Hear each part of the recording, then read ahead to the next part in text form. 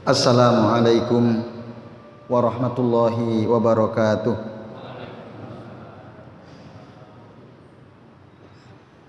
Innal hamdalillah nahmaduhu wa nasta'inuhu wa nastaghfiruh wa na'udzu billahi min shururi anfusina wa min sayyiati a'malina. May yahdihillahu fala mudhillalah wa may yudlil fala hadiyalah. Asyhadu an la ilaha illallah wahdahu la syarikalah wa asyhadu anna Muhammadan abduhu wa rasuluh. Allahumma shalli wa sallim wa barik ala Muhammad wa ala ali Muhammad kama shallaita wa barakta ala Ibrahim wa ala ali Ibrahim fil alamin innaka Hamidum Majid. Rabbi shrah li sadri wa yassir li amri wahlul 'uqdatam min lisani yafqahu qawli. Amma ba'du.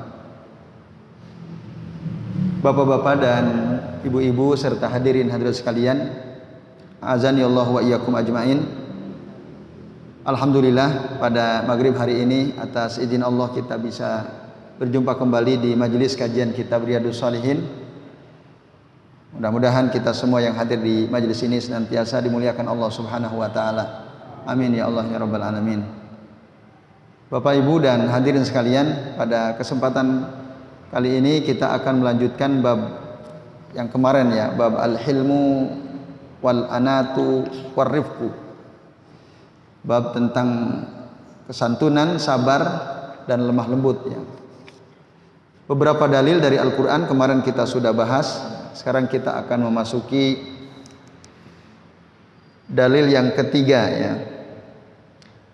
Dari surah Fussilat ayat 34 ya sampai 35. Bagi para hadirin, Bapak Ibu yang membawa kitab Riyadhus Shalihin atau ada aplikasi di HP-nya, silahkan dibuka. Nah, surah ini, surah Fussilat ayat 34 sampai 35 ya. Qala Allah Ta'ala berfirman, wala tastawi al-hasanatu wala as-sayyi'ah. Dan tidaklah sama kebaikan dengan kejahatan, itu tidak sama. Atau tidaklah sama kebaikan itu dengan keburukan. Wala tastawi al-hasanatu wala sayyi'ah. Idfa billati hiya ahsan. Maka balaslah atau tolaklah kejahatan itu billati hiya ahsan, dengan sesuatu yang lebih baik. Fa idzal ladzi bainaka wa bainahum adawatun ka'annahu waliyyun hamim. Nah, sehingga orang yang tadinya bermusuhan dengan kita ya, ada permusuhan antara kamu dengan dia, ka'annahu waliyyun hamim. Nah, nanti dia akan seperti teman setia.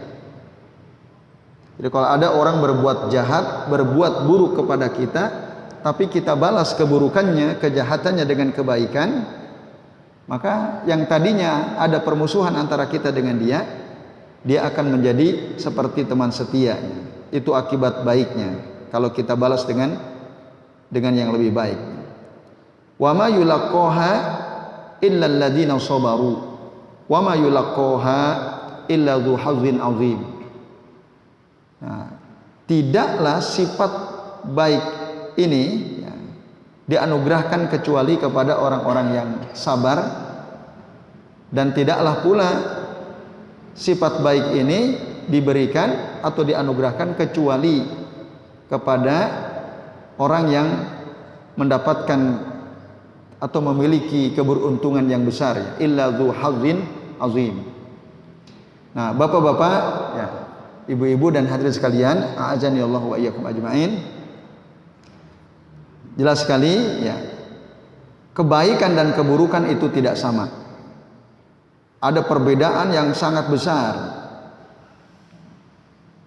Ayat ini ya, menunjukkan bahwa ya, apabila ada orang berbuat buruk kepada kita, lalu kita balas keburukannya dengan kebaikan, nah, maka akhirnya orang yang buruk ya, yang berbuat jahat kepada kita itu, kalau kita balas dengan kebaikan, dia akan tadi menjadi baik, bahkan nanti seakan-akan yang tadinya kita bermusuhan dengan dia, tapi karena kita selalu berusaha berbuat baik kepadanya, nanti dia seakan-akan seperti teman setia.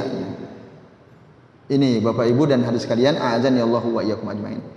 Jadi sikap membalas keburukan dengan kebaikan itu manfaatnya luar biasa. Diterangkan dalam surah Fussilat ini. Nah, yang bisa bersikap seperti itu tentu tidak semua orang ya. Ada orang zolim sama kita, ya, dia selalu mungkin nyakitin kita gitu ya, memfitnah kita, menuduh kita dengan tuduhan macam-macam, tapi kita tetap berbuat baik kepada dia. Nah, ini tentu bukan sikap yang gampang ya, tidak mudah tentu bisa bersikap seperti ini, bapak-bapak dan ibu-ibu serta hadirin sekalian. Di sisi lain, sebenarnya boleh saja kita membalas keburukan orang lain dengan keburukan yang sama. Di sisi lain boleh, syariat membolehkan. Maka ada ayat yang berbunyi wa jazaa'u sayyi'atin sayyi'atun misluha. Jadi balasan keburukan itu ya keburukan yang sama. Boleh, syariat membolehkan. Ada orang berbuat jahat, zolim sama kita, ya, memprovokasi orang lain supaya benci kepada kita. Nah, kita balas, bisa saja. Itu dibolehkan, asal mampu enggak kita membalasnya dengan balasan yang sama, tidak berlebihan. Mana dalilnya tadi dalam Al-Quran ada ayat wa jazaa'u sayyi'atin sayyi'atun misluha. Bahkan ya, dalam surah Al-Baqarah ayat 194 itu juga mengisyaratkan bolehnya kita membalas keburukan seseorang dengan keburukan yang sama, termasuk dalam surah An-Nahl ayat 129. Wa in aqabtum fa'aqibu bimisli ma uqibtum bihi. Jadi kalau kalian disiksa gitu ya, dizalimi, maka boleh kita membalas sebagaimana kita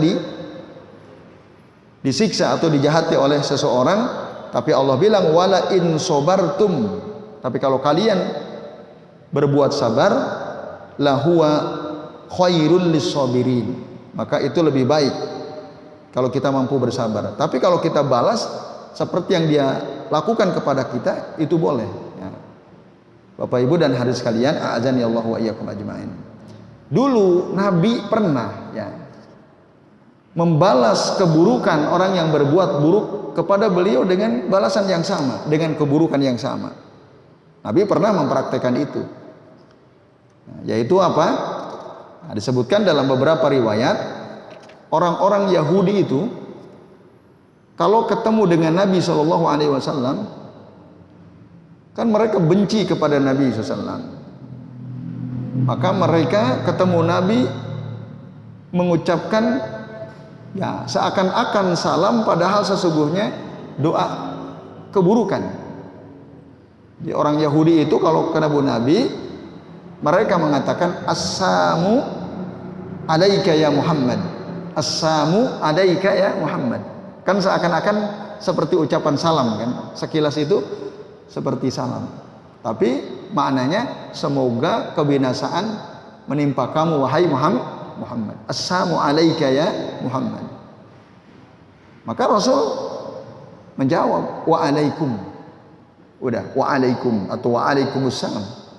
Semoga juga kebinasaan menimpa kalian. Selesai. Sama kan? Dalam ucapan. Nah, lalu suatu kali orang Yahudi itu ketemu lagi dengan Nabi SAW. Cuma dalam kesempatan lain ini Rasul bersama Aisyah radhiyallahu anha, bersama istrinya. Lalu si Yahudi itu sama ngucapin assalamu alaika ya Muhammad, assalamu alaika ya Muhammad. Aisyah paham, wah ini si Yahudi ini mendoakan keburukan untuk Nabi, ya, suaminya Nabi SAW. Lalu apa kata Aisyah radhiyallahu anha? Ketika Aisyah paham itu, Aisyah mengatakan wa alaikumussalam wal la'nah. Wa alaikumussalam wal la'nah, kata Aisyah. Semoga ya, kebinasaan juga menimpa kalian dan laknat Allah juga menimpa kalian. Nah, Aisyah menjawab berapa kali? 2, ya nambahin dikit. Nah, dalam riwayat ini katakan Aisyah mengatakan alaikumussalam wal la'nah. Apa nasihat Rasul kepada Aisyah radhiyallahu anha?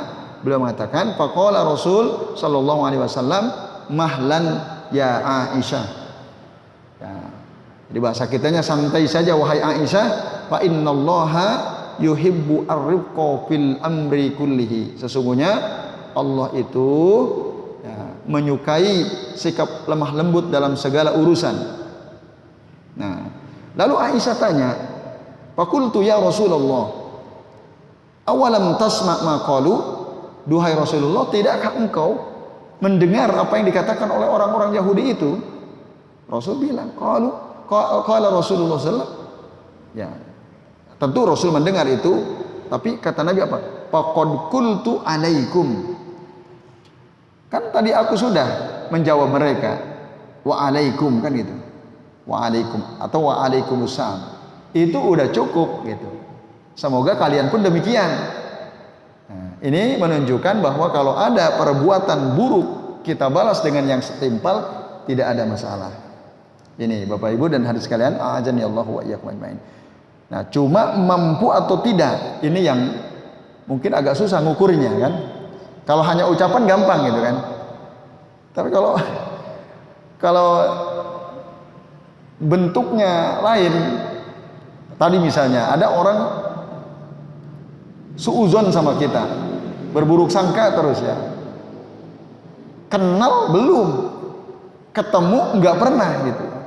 Tapi suuzon bukan main. Habis itu dia ya seakan-akan ngerti betul kita memprovokasi orang lain supaya benci kepada kita, mentahzir kita misalnya. Padahal kenal aja enggak gitu. Bisa nggak kita balas? Susah kan balasnya kan? Orang kenal aja enggak gitu. Ya, padahal itu keburukan yang dia lakukan kepada kita. Sebenarnya kita bisa aja membalasnya.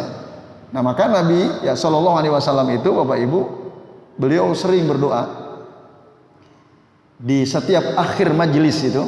Ya, Allahumma qsim lana min khasyatika ma yahulu bainana wa baina ma'asik wa min ta'atika ma yuballighu bihi jannatak. Ya Allah, anugerahkanlah kepadaku rasa takut kepadamu yang dengan itu bisa menghalangi aku dari berbuat maksiat kepadamu. Ya Allah, anugerahkanlah kepadaku untuk taat kepadamu yang dengan ketaatan ini bisa menghantarkanku ke dalam surgamu. Kemudian wa minal yaqini ma yuhawwinu bihi alaina musibatid dunya, dan anugerahkanlah kepada kami ya Rabb keyakinan yang dengan itu bisa meringankan ya, apa yang menimpa kami dari musibah dunia ya. Wa minal yakin ma yuhawwinu bihi alaina musibatid dunya. Kemudian Allahumma matti'na bi asma'ina wa absarina wa quwwatina ma ahyaitana. Ya Allah, anugerahkanlah kepada kami dengan pendengaran kami, penglihatan kami, dan kekuatan kami yang baik selama Engkau hidupkan kami. Waj'alhu alwarisa minna, dan jadikanlah ini sebagai sikap yang bisa kami wariskan kepada keturunan kami. Waj'al tha'rona ala man zolamana. Nah, ini kalimat waj'al tha'rona ala man zolamana. Nah, jadikanlah balasan kami itu bisa setimpal dengan orang yang berbuat zolim kepada kami. Nah, itu doa Nabi itu. Jadi ketika kita membalas kezoliman seseorang kepada kita, semoga Allah ya, menunjuki kita supaya balasan kita itu setimpal, tidak berlebihan. Gitu. Waj'al sa'rona ala man zalamana wansurna 'ala man adana, dan tolonglah kami ya Allah ya atas keburukan orang-orang yang memusuhi kami. Wansurna 'ala man adana. Allahumma la taj'al musibatana fi dinina, ya Allah janganlah engkau jadikan musibah menimpa agama kami. Waj'alid wala taj'alid dunya akbaru hammina, dan jangan engkau jadikan dunia sebagai tujuan terbesar hidup kami.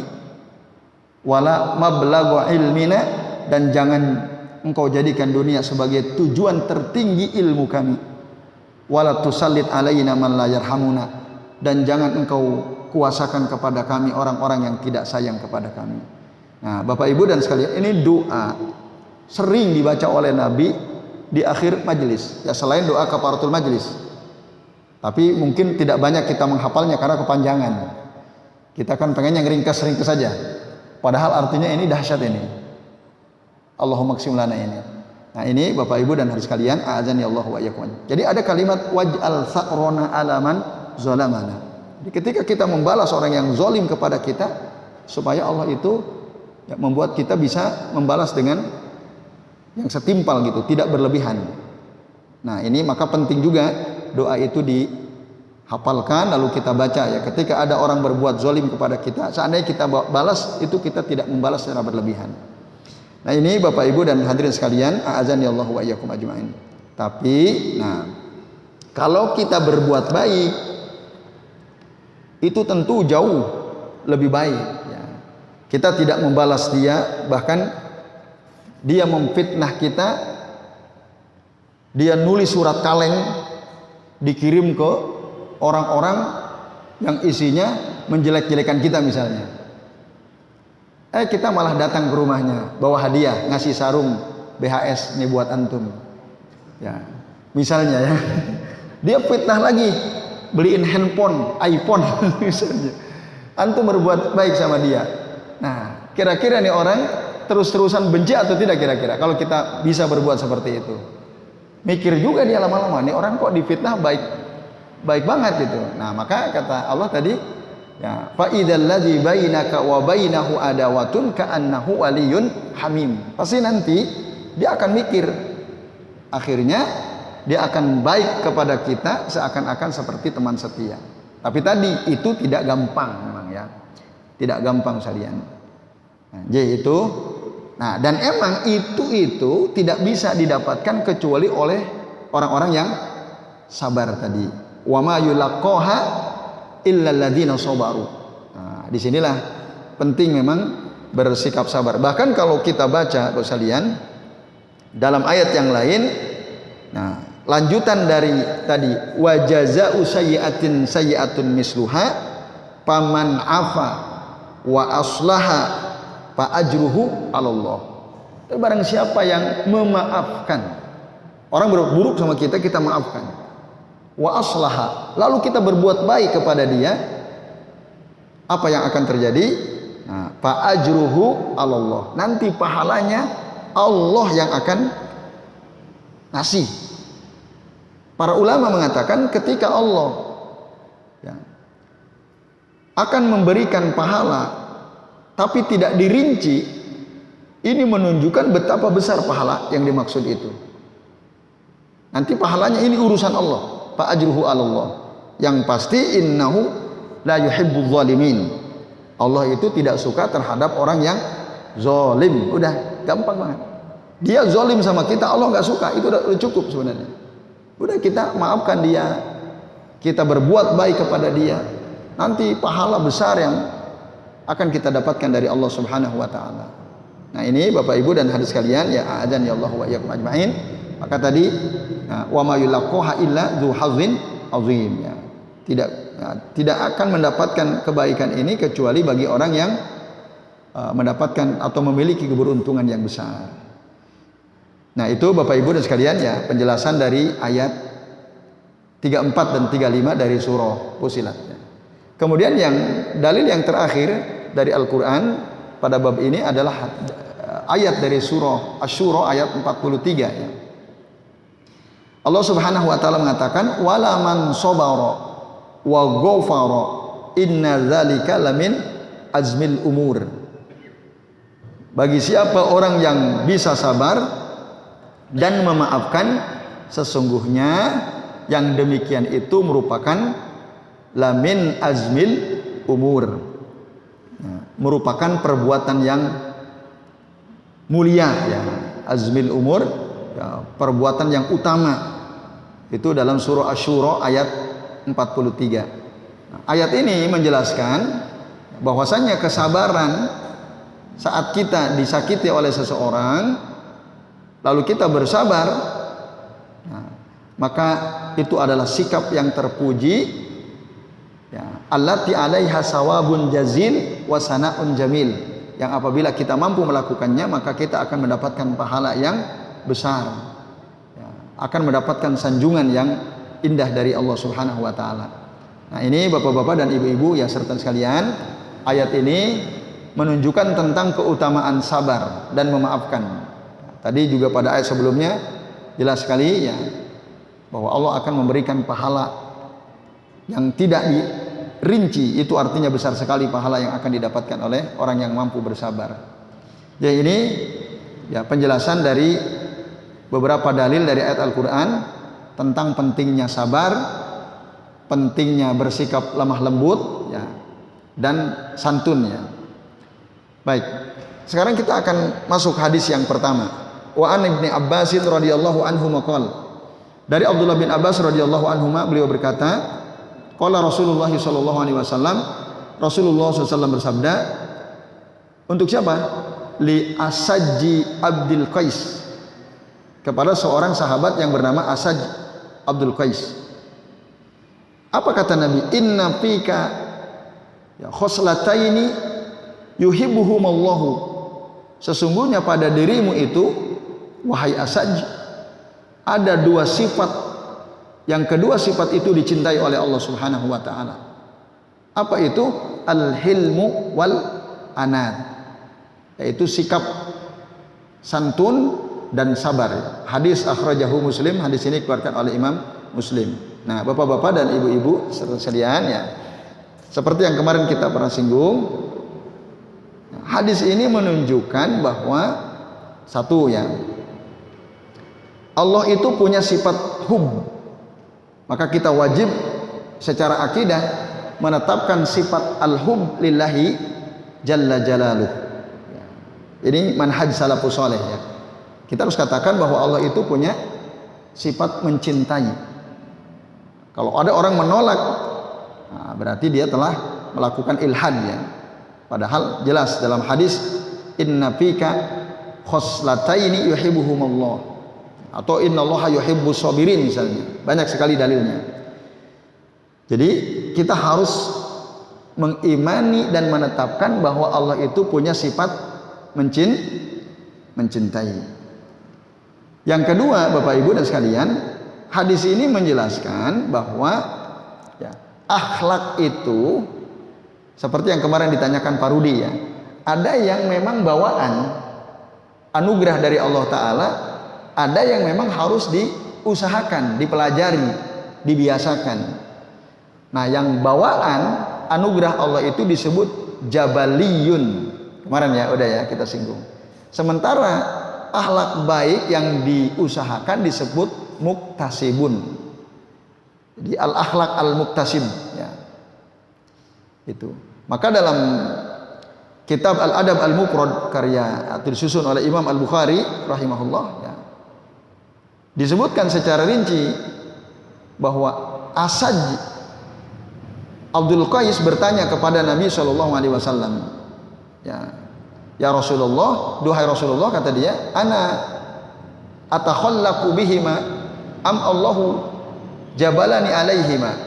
Ya Allah, apakah aku ya berusaha berakhlak dengan dua sifat tadi, yaitu al-hilmu wal anat, santun dan sabar, am Allahu jabalani alaihima, atau Allah menganugerahkan itu kepadaku dengan dua sifat itu tadi. Apa jawaban Nabi? Qal bal Allahu jabalaka alaihima, bahkan Allah lah yang menganugerahkan dua sifat itu kepadamu ya. Maka akhirnya si Asad Abdul Qais mengatakan, alhamdulillahilladzi jabalani ala hullataini yuhibbuhumallahu wa rasuluh. Segala puji bagi Allah yang telah menganugerahkan ya, dua sifat tadi, yaitu santun dan sabar kepadaku, yang dicintai oleh Allah dan Rasulnya. Nah ini Bapak Ibu dan sekalian, menunjukkan bahwa memang ada itu orang yang oleh Allah diberikan anugerah akhlak yang terpuji. Nah, itu ada. Jika tidak, maka kita harus berusaha. Nah, harus berusaha. Bagaimana caranya? Ya tentu dengan belajar ya, mempelajari akhlak yang mulia ya. Nanti ada banyak kitab ditulis oleh para ulama, misalnya Makarimul Akhlak, akhlak-akhlak mulia. Atau nanti di kitab Bulughul Maram itu ada bagian akhir namanya Kitabul Jami. Isinya ada Makarimul Akhlak wa Masawi al Akhlak ya. Akhlak-akhlak yang mulia dan akhlak-akhlak yang buruk. Nah, nanti dari situ kita akan tahu, oh yang baik mana, yang buruk seperti apa. Nah, itu dengan belajar tentu saja, dengan ilmu. Yang jelas ilmu ya, mengenai mana akhlak yang baik itu bisa merubah diri kita. Itu bisa merubah diri kita. Orang yang udah belajar ilmu tentang akhlak, ya lambat laun dia bisa berubah. Bisa berubah. Nah ini, jadi akhlak itu bisa berubah. Yang tadinya buruk bisa berubah menjadi baik kalau dia pelajari ilmunya. Ini Bapak Ibu sekalian. Nah, jadi falau lam takun takbalu at-taghyir lam yakun lil mawaidhi wal wasaya makna. Seandainya akhlak itu, ilmu tentang akhlak tadi tidak bisa merubah seseorang, lalu apa fungsinya? Fungsi nasihat, apa fungsinya? Wasiat, nggak ada fungsi kalau akhlak tidak bisa merubah, atau ilmu tentang akhlak tidak bisa merubah seseorang. Nah, jelas. Jadi ilmu tentang akhlak itu bisa merubah seseorang. Boro-boro manusia, hewan saja kalau dilatih bisa berubah atau tidak hewan? Bisa ya. Anjing kita latih bisa berubah. Kucing dilatih bisa berubah. Kuda juga begitu. Nah, ini Bapak Ibu sekalian. Maka dengan demikian Allah mengajarkan kepada kita semua bagaimana cara supaya kita ini memperbaiki akhlak kita ya. Yang jelas kita harus bersikap pertengahan, tidak ya bersikap ekstrim, juga tidak bersikap meremehkan. Nah, ini dalam Islam itu harus al-i'tidal, yakni al-wasat bainal ifrat wa tafrit ya, bersikap pertengahan. Kita misalnya, setiap kita pasti punya amarah, ya atau tidak Bapak Ibu? Ya kan?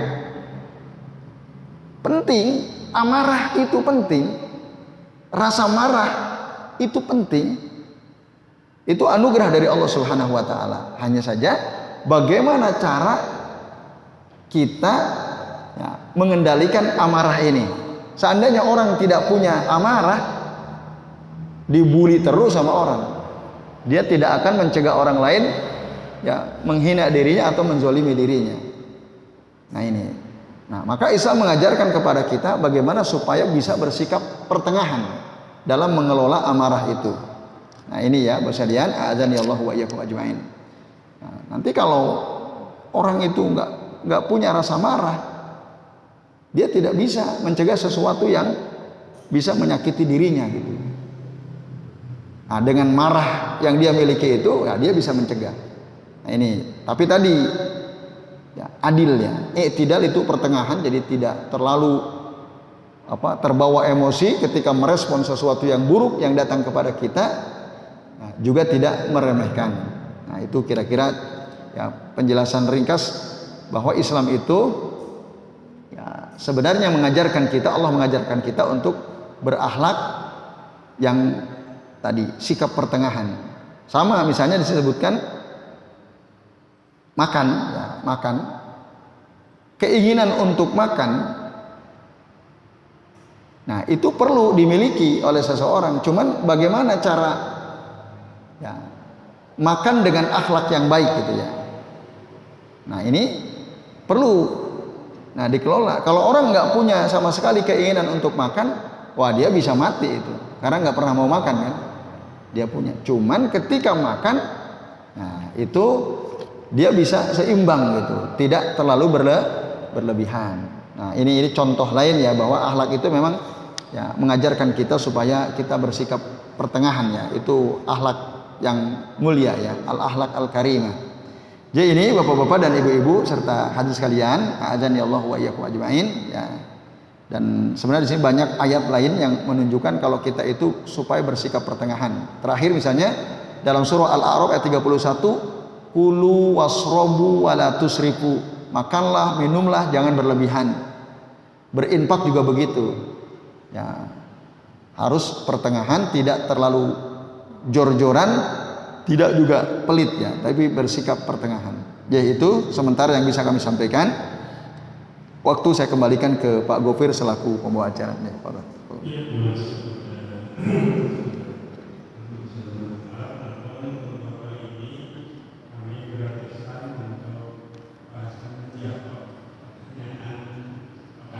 Oh ya.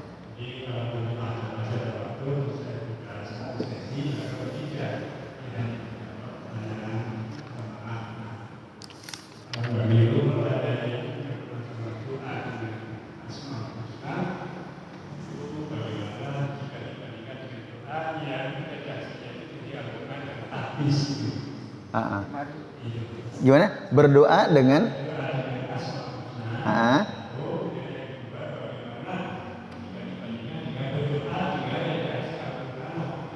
ya. Ya. Dan satu lagi kayaknya ngirim hadiah bacaan Quran itu ya. Oke. Itu ya, benar ya? Ada nggak bapaknya ada yang penanya? Jenengan? Oke ya. Baik. Terima kasih Pak Gopir sudah diingatkan. Ya. Berdoa dengan mengucapkan asmaul husna itu masru ya, sesuatu yang disyariatkan. Jelas dalilnya. Lillahi al asmaul husna fad'uhu biha, kan Allah itu punya nama-nama yang baik, maka berdoalah dengan nama-nama Allah yang baik itu, fad'uhu biha. Maka kita bertawassul dengan asmaul husna itu masru, disyariatkan. Nah, salah satu tawassul yang masru yang disyariatkan, dibolehkan adalah saat kita berdoa ya, kita menyebut-nyebut nama Allah yang baik ya. Nah, contoh misalnya yang ada di zikir pagi petang ya, yang ya hayyu ya qayyum bi rahmatika astaghits aslih li sya'ni kullahu wa la takilni ila nafsi tarfata ainin misalnya. Duhai zat yang maha hidup, yang maha berdiri sendiri, perbaikilah ya, aslih li ya hayyu ya qayyum bi rahmatika astaghits, dengan rahmatmu aku memohon pertolongan, aslih li sya'ni kullahu, perbaikilah seluruh keadaanku, terus wala takilni ila nafsi tarfata ain, dan janganlah engkau biarkan diriku ini bersandar ya, pada diri sendiri meskipun sekejap mata gitu ya. Itu contoh doa yang diawali dengan menyebut nama-nama Allah yang baik ya hayyu ya qayyum. Nah, kita boleh nggak nambahin di dalam setiap doa kita? Boleh. Misalnya ada doa dalam Al-Quran ya, kita ambil misalnya doa mohon yang kemarin saya sempat singgung gitu ya, doa dari surah Al-Ahqaf ya, itu ada di ayat 15 kalau tidak keliru, ada doa Rabbi auzi'ni an ashkura nikmataka allati an'amta alayya wa ala walidayya wa an a'mala sholihan tardahu wa aslih li fi dzurriyyati, terus wa inni tubtu ilaika wa ana minal muslimin, itu ya. Nah, kan itu Rabbi auzi'ni, misalnya kita tambahi dengan misalnya ya berarti ya misalnya ya Razzaq ya Fattah misalnya ya, yang sesuai dengan isi doa yang kita minta itu ya, itu boleh ya. Begitu pula ketika kita berdoa dengan doa yang diajarkan Nabi dalam hadis beliau, misalnya doa mohon perlindungan ya dari apa? Min jahdil bala. Allahumma inni a'udzubika min jahdil bala wa darokis saqa wa su'il qada wa syamatatil a'da misalnya. Tapi kita sebut-sebut dulu nama-nama Allah Subhanahu wa taala itu boleh. Karena ayat tadi lillahil asmaul husna fad'uhu biha. Allah itu punya nama-nama yang baik, maka berdoalah dengan nama-namanya. Ini umum. Baik kita mau berdoa dengan doa yang kita buat sendiri atau dengan doa yang sudah ada dari Al-Qur'an maupun dari hadis Nabi sallallahu alaihi wasallam. Itu. Nah, supaya apa? Karena bertawasul dengan nama-nama Allah Subhanahu wa taala itu supaya ya Allah mendengar doa kita, mengabulkan doa-doa kita. Jadi itu Pak. Jadi bisa kita gabung gitu ya. Nah, kemudian mengirim hadiah kepada si mayit dengan bacaan Al-Qur'an. Ada khilaf ya di antara para ulama. Sebagian ulama mengatakan sampai, nah, sebagian lagi mengatakan tidak sampai. Jadi masing-masing orang itu ya beramal sesuai dengan apa yang diamalkan. Maka kita tidak bisa menghadiahkan amalan kita untuk orang yang lain ya, untuk orang yang sudah mati. Tidak bisa ya. Mengirimkan hadiah bacaan surah Al-Fatihah misalnya. Menurut sebagian ulama itu nggak bisa. Karena apa? Nggak ada dasarnya, nggak ada dalilnya. Tapi kalau sodako, saya sodako atas nama bapak ibu saya, itu bisa ada dalilnya. Ya, atau haji atas nama bapak saya, itu bisa ada dasarnya. Atau membayar hutang ya, untuk hutang bapak saya misalnya, itu bisa. Tapi kalau membaca Al-Quran, surah Al-Fatihah atau surah-surah tertentu, lalu dihadiahkan untuk kedua orang tua kita yang sudah meninggal misalnya, atau untuk arwah orang-orang yang sudah pada meninggal, sebagian ulama mengatakan itu nggak nyampe. Karena apa? Tidak ada dasar. Tapi sebagian mengatakan sampai. Apa alasannya? Dikiaskan dengan sodako. Sodako aja amal soleh bisa sampai. Kalau kita hadiahkan untuk orang yang sudah mati, maka karena sodako ibadah, baca Al-Quran ibadah, ya bisa sampai. Tetapi argumen orang yang para ulama yang mengatakan sampai itu terbantahkan dengan kaidah bahwa ibadah itu tidak bisa dikiaskan dengan ibadah yang lain. Jadi masing-masing ibadah itu nggak bisa saling dikiaskan. Itu. Jadi tidak ada kias dalam ibadah sendiri-sendiri. Gitu. Itu bantahan terhadap mereka yang mengatakan bisa sampai. Jadi itu wallahu taala a'lam bishawab. Nah.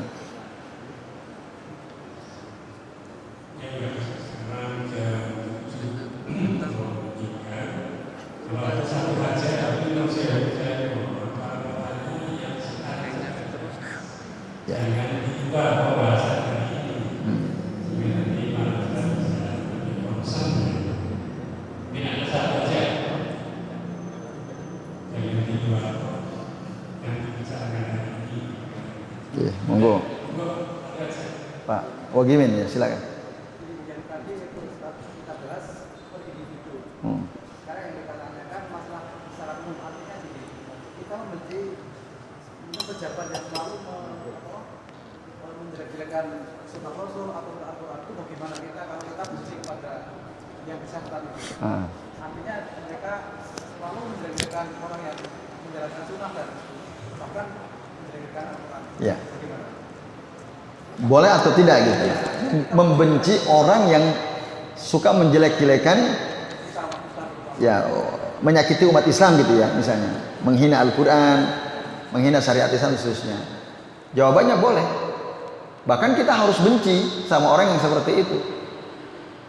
Karena kata Nabi SAW dalam hadis yang sahih, awsaku ural iman, ikatan keimanan paling kuat itu adalah apa? Al-hubbu fillah wal bugdu fillah. Cinta karena Allah, benci karena Allah.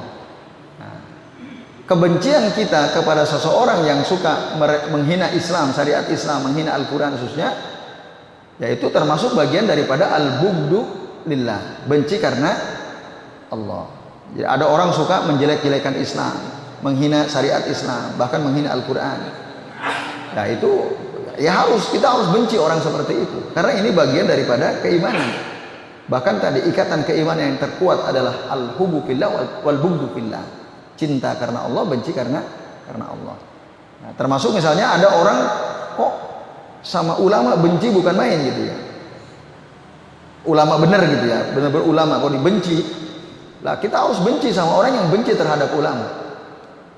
Karena para ulama itu adalah orang-orang yang dicintai Allah Subhanahu wa taala. Jelas banyak sekali keutamaannya. Misal dalam Al-Qur'an kan innama yakhshallaha min ibadihi al-ulama. Sesungguhnya orang yang takut kepada Allah hanyalah para ulama. Tentu ini keutamaan kebaikan. Lah kok ada orang benci sama ulama, menghina ulama, maka kita harus benci orang tersebut karena Allah tadi. Al-bughdulil. Nah, inilah min ausaki arul iman ya. Di antara ikatan keimanan yang paling kuat. Jadi boleh Pak membenci orang yang menghina syariat Islam misalnya, menghina Al-Qur'an dan seterusnya. Ya, wallahu taala alam bisawab.